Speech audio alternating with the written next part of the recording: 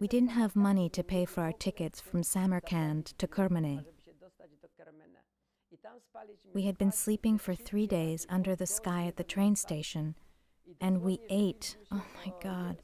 I don't want to talk about what we had to eat. Never mind. So eventually, we said that we had to go to Kermene or we would die here. It would be our end. They told us that transports were ready to leave, and we knew we had to get them. So we got on the train, and I talked to a Russian soldier who was a guard. I went to him, and I told him that my family and we had to get to Kermene. We didn't have any money. We couldn't pay for our tickets. I asked him for help because without help, we were going to die. There was no other chance. There was nowhere for us to go except to Kermene. We didn't know what else to do, and there was nobody we could ask for help. He said, "Don't worry, I'll help you." He looked for what is the name? Ticket guard. When he saw one coming, he hid us under the benches, here and there, and this way we got to Kermene. This is why I think about him very often. I am indebted to him. He saved our lives. I don't know what we would have done, what would have happened to us. We couldn't walk that far. We didn't have the money. If you don't have money, who wants to help you? But he helped us enormously. In Kermene, my mommy was in terrible despair because we hadn't seen my oldest brother since he had helped us into a boat in Pithorodek and sent us down the river. He told my mommy that he was returning to take another of our friends to the boats, and that was the last time we had seen him. Later, in 1946, I learned that he had somehow returned to Poland and died there. Until then, we didn't know what happened to him. My second brother was in the army in 1939, and he escaped to France and England through Hungary. We didn't know what had happened to him either, and we had to fill in the papers. My mommy, she was really in deep, deep despair. They didn't want to take us to the transport. We were told we couldn't go. Transports were leaving, and we waited and waited and waited because we didn't have the proof that somebody from our family was in the army. My mommy was in such despair, worrying about what would happen to us there. Eventually, we found a man from the same settlement in East Poland. He was an assistant to a colonel in Kermene. We were in the camp in the desert, in the tents, so my mommy and I went to visit this man to ask him to certify that both my brothers were in the army and that we could join the transport as an army family. Only those families were allowed to leave Siberia. So we went, and he gave us this certificate, and for the first time, he gave my mommy some meat, corned beef from a can, and a little bit of wine. I ate this corned beef. I did not try the wine, I was too young. I know he gave a little bit of wine to my mother. We returned to our camp, so happy. Mommy cut our hair because of the lice, and she said, "Children, tomorrow we will have enough to eat. We will have everything we need." And that night, she got terrible pains. She screamed and screamed. Daddy was asking her, "What is happening to you, Mary?"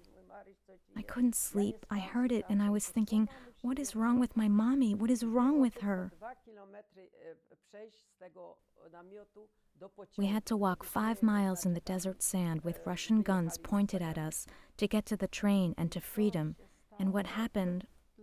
Nothing worse could have happened to me. I had to go through... She couldn't walk at all. I was with her because Daddy was carrying our things, and I had only one sister then because my second sister was so sick, dying. So I walked with my mommy. I said, "Mommy, keep walking, the train will leave in a few minutes." She was shaking a little, and she fell again, and she walked a few steps and she fell. She stayed there. She stayed near the train. I didn't want to leave her. I knelt down next to her in the sand, and nobody was around. It was the last transport. They closed all the cars. There weren't any doctors. We couldn't find anybody. I was wiping the sand from her face. She was unconscious, and I was screaming, "Mommy!" The train started to move, and Daddy screamed, "Hella, get in!" and caught my hand. I was screaming, "I am not going! I am not going! I won't leave her here!" It was like this: if you couldn't walk by yourself, they didn't take you on the transport. So she stayed there, and this is terrible. This is for me the most terrible thing. She was waiting for so long for us to be free, and she stayed on the sand. She was laying there, and if the hyenas... And I still think about her lying there in the sand. So we got to the Krasnovodsk, and there my second sister got sicker. She could only lie down. She wasn't moving, so I brought her a little water from the Caspian Sea in a meat can. She said, "Give me some water, Helu." And she was fainting, so I went back again, and there wasn't much water left in the can, and I poured it onto her chest. My second sister was also sick, also laying down, but she could walk, so when the time came to board the ship, it wasn't as if you could take a later boat if you were sick. No, the ship was leaving, and you had to go. So my sister, who was the most sick, had to stay behind. I took the healthier one under my arm so she could lean on me, and I told her, "Hanyu, hold on to the hedge and on to me." She was tall, but she was like a skeleton, and so thin, and slowly we got to the ship. We entered and collapsed on the deck immediately. From exhaustion, from all we had gone through, we were so weak. I had collapsed near a wheel with oil. When I woke up, I was all covered with oil, and a man said that if I had turned onto my other side while I had been sleeping, I would have slipped into the hole with the oil. They used the worst, very old ships to transport us. Cargo ships that weren't meant for people. So on the ship, I was with one sister and my daddy.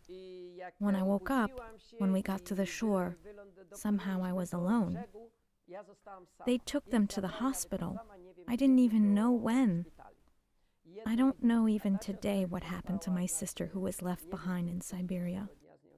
There was no opportunity to take her with us. The Russians forbade sick people from joining the transport. My other sister would also have remained there if it weren't for my help. So I was alone. I was in such despair because a few days ago I had my family, 9 people. I had my mommy, I had this and that. 2 younger sisters were in an orphanage in Samarkand.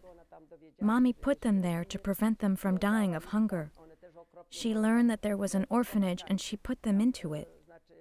They were also terribly sick. It was in Samarkand. The rest of us stayed in the Kalhaz, but she learned about this orphanage where they always feed the children, so that was better for them. So I was in Pahlavi by myself. Nobody was there for me. Oh, yay.